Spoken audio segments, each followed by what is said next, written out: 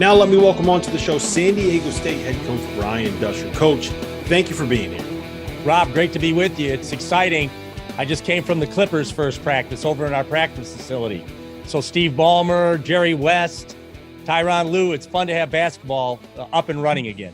I'm fired up, man. I'm fired up for college basketball. I'm fired up for the NBA. I'm fired up for fans being back in the stands. I'm fired up to see the show back on my television set. So I'm going to start you off with this, and I'm actually curious your opinion, because I think I would make the argument that last season was proof of just how far the San Diego State basketball program has climbed over the last 2 decades since you've been involved with it. You lost 3 starters, including an All-American and a guy that was an NBA point guard. A year early, he still had eligibility left. And you still managed to put together a team that was good enough to not only win the MWC regular season title, but you won the Mountain West tournament and you earned a 6th seed in the Big Dance. If I would have told you in 1999, when you first got there, when you first went to San Diego, that you could have this kind of a team despite losing an NBA point guard a year early, would you have believed me? I would have had to. You know, this is why we came here. We just believed we could do it. And obviously that belief started with Steve Fisher. When we came here all those years ago, 1999, I remember Steve selling, we have to sell our vision from the program to start. But if we're still selling our vision 4 or 5 years in, we haven't done anything. So our vision is reality now. We seem to be a fixture in the NCAA tournament. I think 9 out of the last 12 years. We've won 14 conference championships. And so things are rolling along good at San Diego State. And my goal is to continue that role to keep happening. So good basketball and good weather is there's a lot to sell when it comes to San Diego State athletics. Everyone's going to be talking about Matt Bradley heading into the season and whether or not he can replace Matt Mitchell. And I'm obviously going to ask you about that at some point, but I want to open up this conversation on Nathan Mensah, who I think is a top 5 defensive center in the sport. He's a monster, dude. And I don't really have to tell you that, but I think he is the anchor of your defense. And to me, that is kind of what makes your program as good as it's been over the recent years. So talk to me about him. What makes him so special? What do you like about coaching him?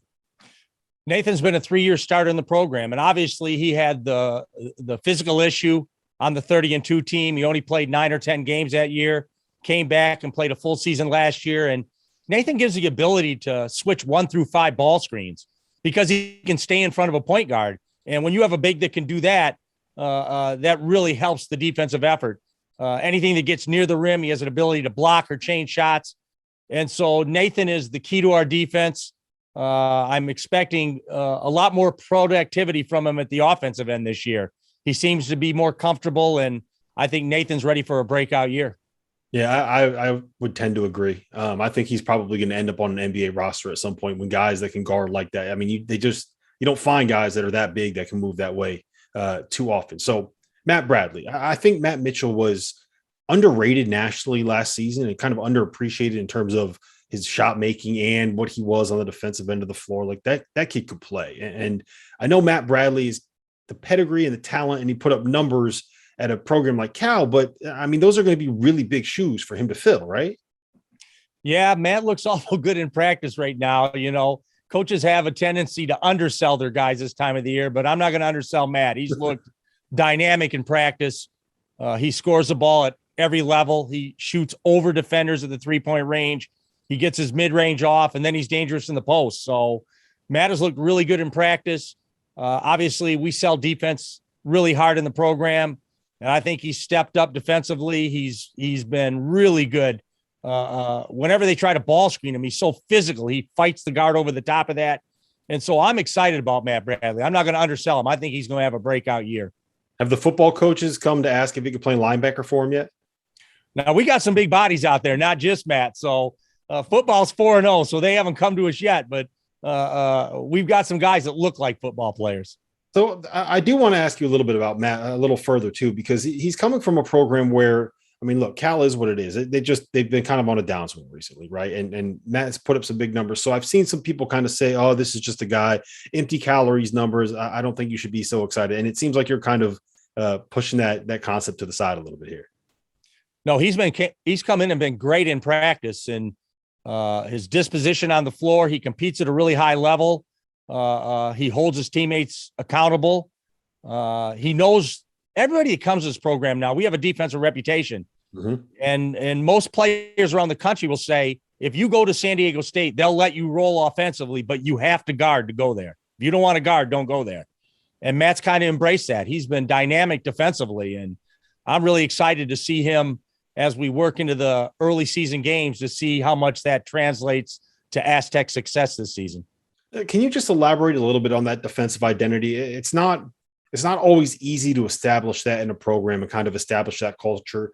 How did you guys go about doing that? And I think it honestly dates back to when Steve Fisher was there, but how did you go about building that? How hard is it to maintain? And what is it? What are the principles that you kind of put on your program to be able to maintain that?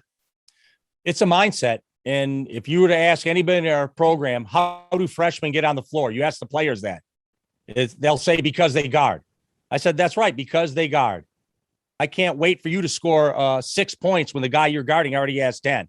So I'll let you miss shots. I'll let you make some mistakes offensively, but you can't make them in the defensive end. So it's just a mindset. It's a culture. And our kids have embraced that. They take pride in that. If we do a shooting drill and the number's 120 we're supposed to hit, and we miss it 2 times in a row, we'll go down to the baseline and we'll do slides, we'll do run glides, and we'll just say, hey, if we're not making shots, how are we going to win? We're going to have to win with our defense. And so we just have that mentality. We work on it every day. We spend a large portion of our practice on defense. And so you can see the translation when it gets to games. And I bet your players are just so excited to do all those slides after they miss jump shots, huh? You know what? They take pride in it. They really are excited to do it. So it's just a mindset. It's like I ask them, how do we win games when I get you wide open shots? There will be games they don't go in. And they'll just say, because we're going to guard to give ourselves a chance to make the last shot to win that game. And so they've embraced it. And our coaching staff has done a great job. Dave Velasquez, Chris Hacker. We've added J.D. Luster, J.D. Pollock. We've had a coaching staff that's done a good job instilling that in our young men. So I think it's probably fair to say that there are 3 positions that are kind of figured out more or less. I mean, we have Nathan, he's going to get his minutes. You have Matt, he's going to get his minutes. And Trey Pulliam is coming back. He started 27 games last year. At the point for you guys, I know he kind of went through some tough stuff over the last 18 months or so. But I do think he was very, very good for you guys over the last 6 weeks of the season, something like that. It seemed like he kind of figured things out a little bit. What are you looking forward to having him back for his super senior year, and what are you expecting out of him? Trey has been a gym rat. He's in the gym all the time. Anytime you go in the gym, he's in there working on his jump shot, working on his game. And so he has a lot of swagger about him. And I embrace guys with swagger. I want guys to know they're good and carry themselves that way. And, there was a point in our season where people were ducking under ball screens, and that's kind of disrespectful as a point guard. If they duck under, you have to raise up and make shots. So Trey started to raise up and make shots. He's always been a good distributor, but sometimes he was passing when he should have shot the ball. And now that he's embraced the offensive part of his game where he's a dangerous point guard at the offensive end, now that opens everything up. So Trey's done a good job growing his game and growing his swagger on the court. How hard was it for him to step into Malachi's shoes? I mean, you got a kid that's as good as Malachi, and you have to replace him. That's never going to be an easy thing for any player to do. No, Malachi was special. I mean, Malachi could play 15 minutes of the game and never look for a shot, get everybody involved, but then in 5 minutes, put up 16 points. So Malachi had the ability, no coach can give it to a guard, to pick and choose when it was time to turn his game up.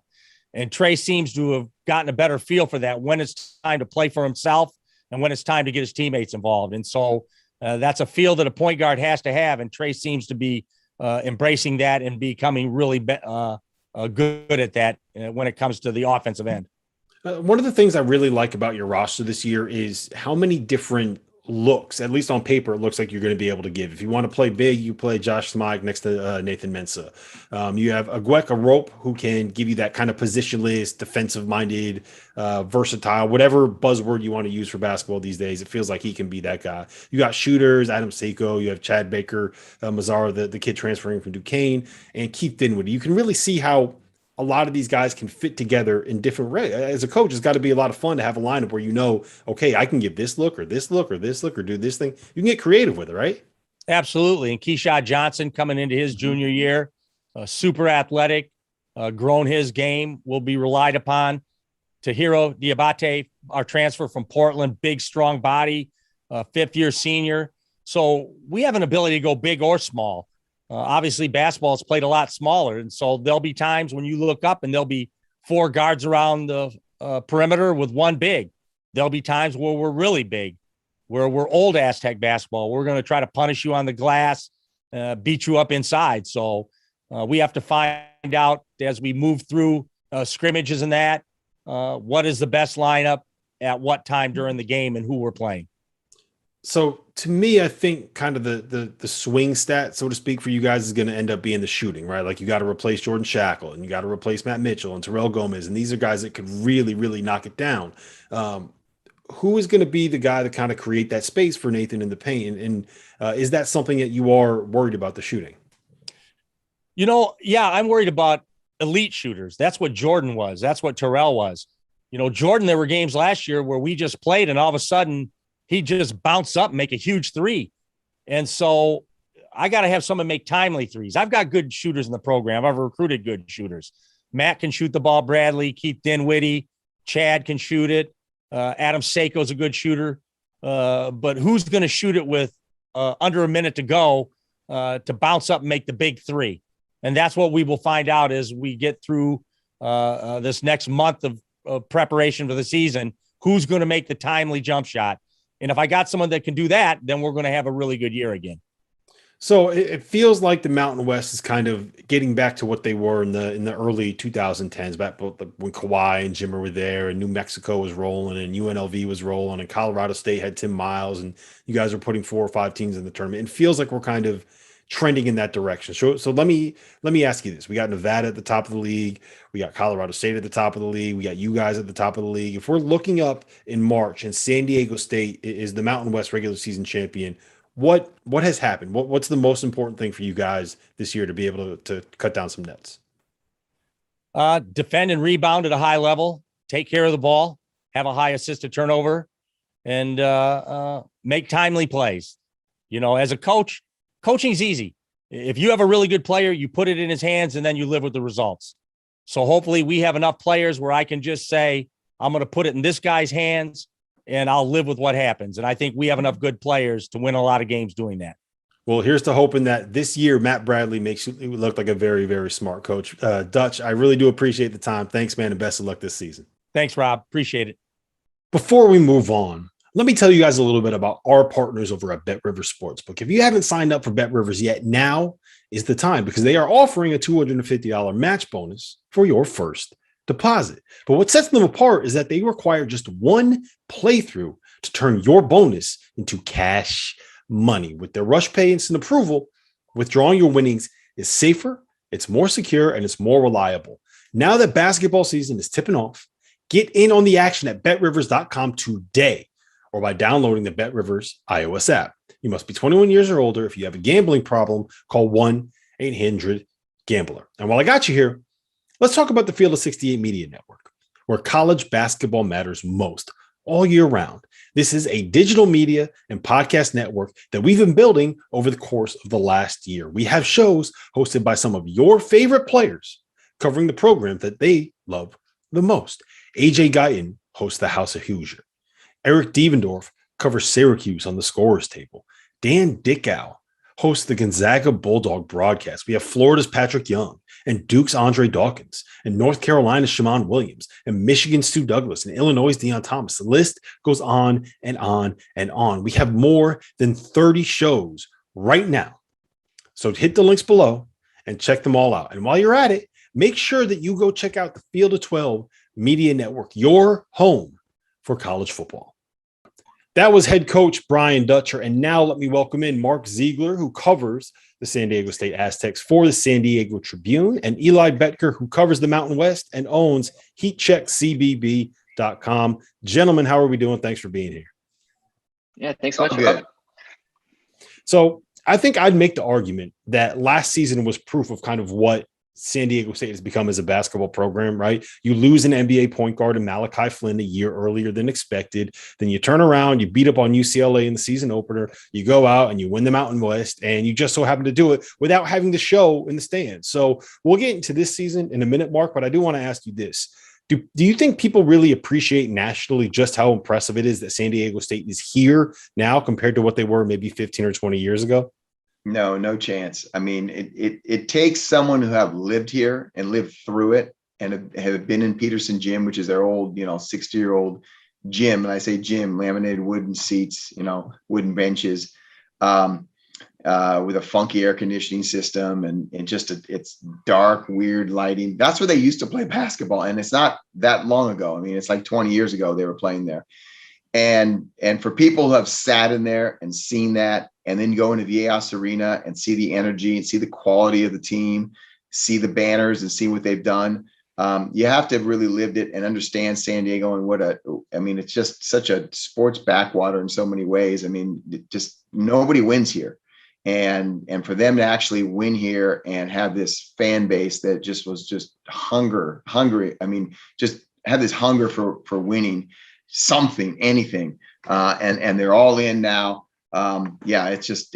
People can't understand that. Where do the Aztecs rank in terms of the most popular teams in the city? They're probably a very close second to the Padres, if people can believe that. I mean, the Padres are up and down, and this year they were very good for a while. Now they've cratered again.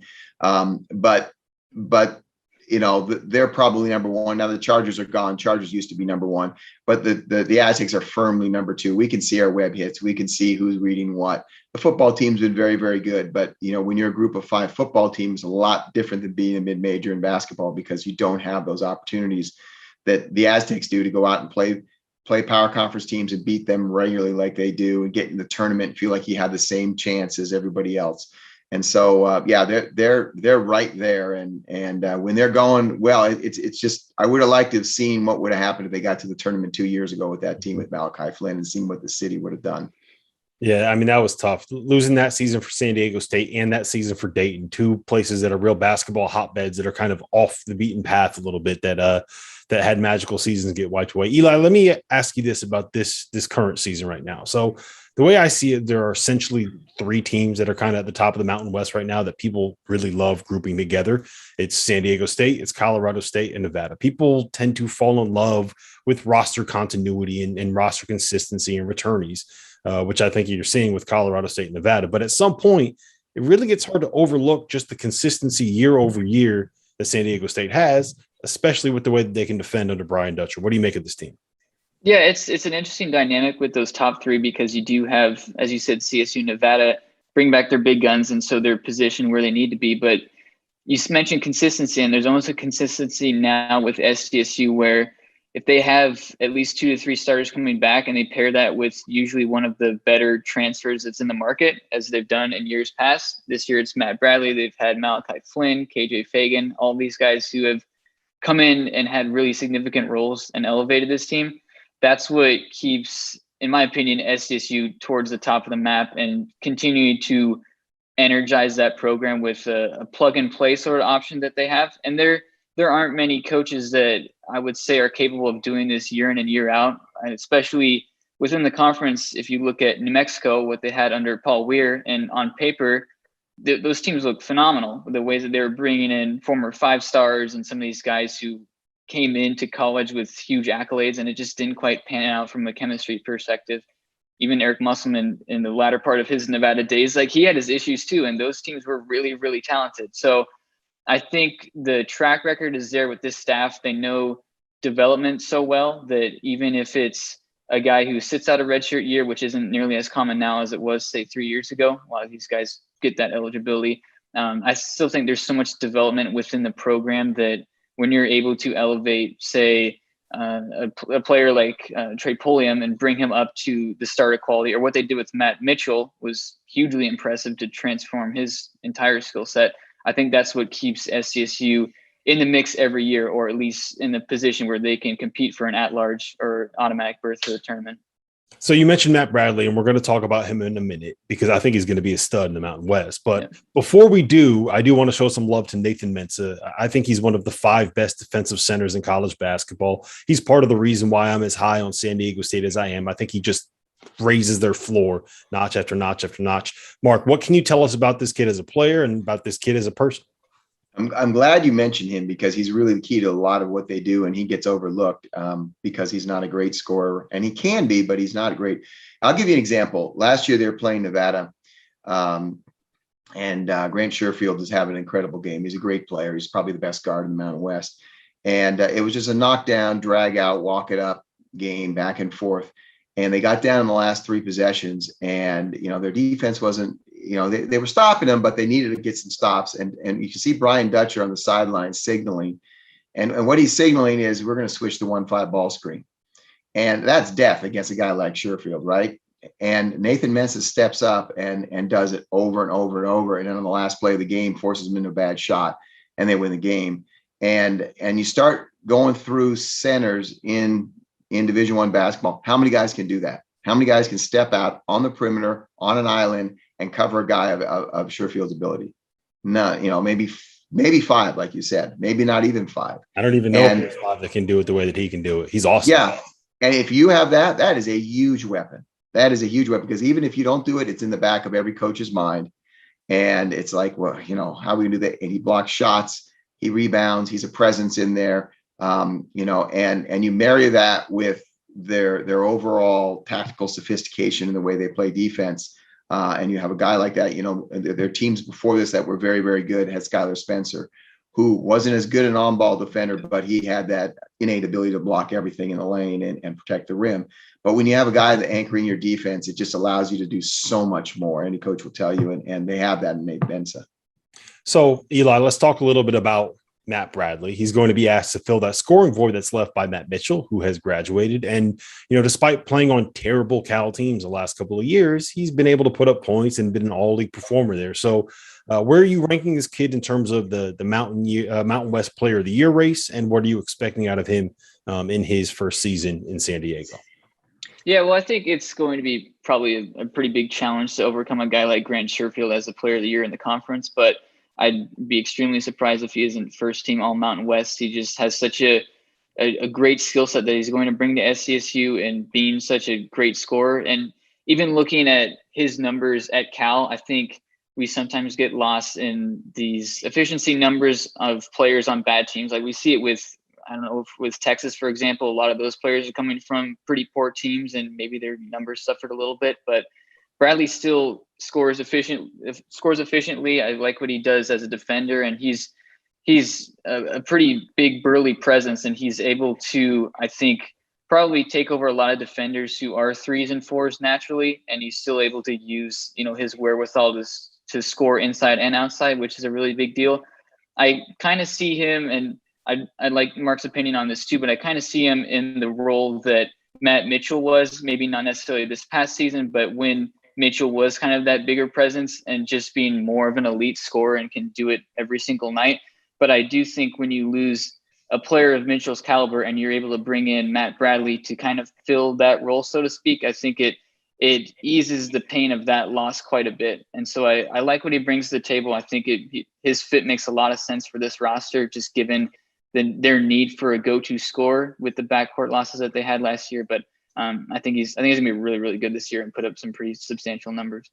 Yeah, a lot of people are just going to say it's a like for like replacement. Both are named Matt, both are about the same size, both played the Inland Empire, had similar career arcs. But there's some differences that are going to be interesting to see how they play out. First, Matt Bradley, I think, is better creating his own shot and better at all 3 levels. Matt Mitchell, was good at all that, but he wasn't an elite 3-point shooter. He wasn't elite off the dribble. He wasn't elite on the step back. And I think Matt Bradley can do all those things. He's shown in the Pac-12. I've talked to some Pac-12 coaches, said, look, he was one of the 1 or 2 hardest guards for us in the league. And we're just lucky that the rest of the team around him was so bad that we didn't have to worry about him. But they go, man, you put him on a good team, he could be a problem. But defensively, Matt Mitchell really turned. You talked, Rob, about how they developed Matt Mitchell's skill set. He turned into an unbelievable defender. I mean, he would take anybody, anywhere, anytime, and he wanted to take them. And so Matt Bradley hasn't been asked to do that at Cal. and we'll see if he can turn in 1 year. I think in 2 years, no problem, but I think he's only going to play 1 year for San Diego State. And in this 1 year, can he become that kind of defender? That'll be a big question to see. I think he'll be a good defender, but can he be a great / elite defender like Matt Mitchell was? And no one really recognized it, but Matt Mitchell was probably their best defender, obviously, besides Nathan Mensah. So I think that there are probably 3 positions that are more or less figured out for the San Diego State team. One of them is going to be Matt Bradley. You know who he's going to be on the floor. You know Nathan Mensah is going to get his minutes. I think the third is probably Trey Pulliam at the point. And I'm just kind of curious from both of you guys, what are you expecting out of him? I thought that last year when he stepped into the void that was left by Malachi Flynn, that's not going to be easy shoes to fill, but he did a pretty good job of it and kind of steered the ship about what you would expect a veteran point guard to do. So what are you guys expecting out of him this season, and what kind of role do you think he's going to end up having to play? Eli, why don't you start with that?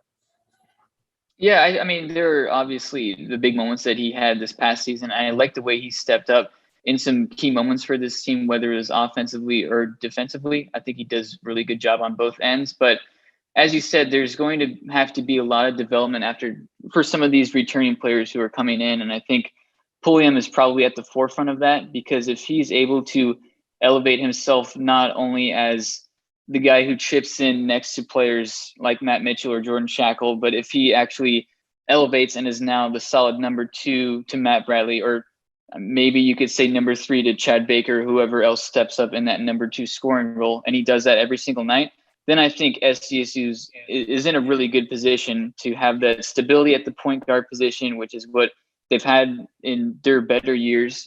For the Aztecs, they've always had a really good point guard to kind of steer the ship.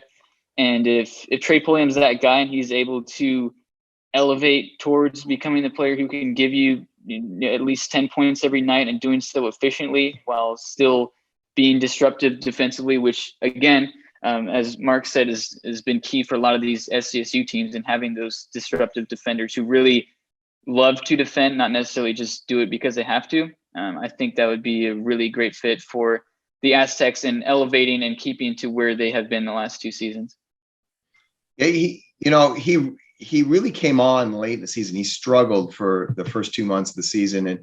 And I did a story where I called and talked to his mom back in Texas, and she explained some stuff, and it really started to make a little bit more sense. He had a really rough spring, as a lot of kids did with COVID. He finally went home, and he was away from his family of his team.